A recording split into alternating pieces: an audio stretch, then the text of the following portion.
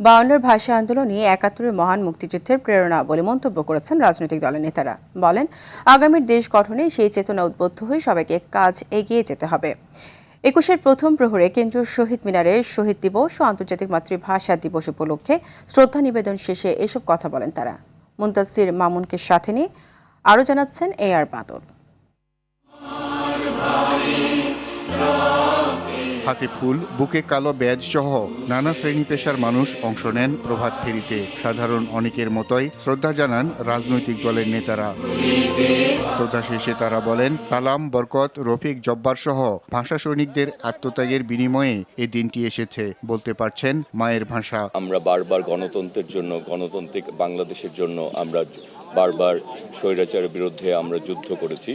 সর্বকালে ঐক্যবদ্ধ প্রচেষ্টাই আমরা আগামী দিনের বাংলাদেশকে এগিয়ে নিয়ে যাবো ইনশাল্লাহ। রফিক, জব্বর, বরকতরা যেভাবে জীবন দিয়ে তাদের ভাষা রক্ষা করেছে, তেমনি আমাদের ভাষা রক্ষা করেছে, তেমনি আমরা প্রয়োজনে জীবন দিয়ে আমাদের অধিকার রক্ষা করব।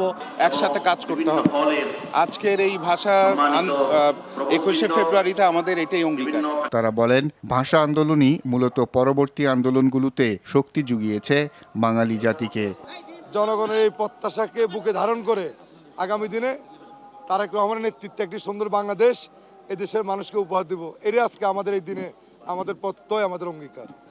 ৭১কে আমরা মনে রাখি, আমরা ৫২ ভাষা শহীদদেরকে আমরা মনে রাখি, ঠিক তেমনিভাবে ৯০ এবং ২৪-এর শহীদদেরকে আমরা ধারণ করে আমরা দেশকে সামনের দিকে এগিয়ে নিয়ে যাব।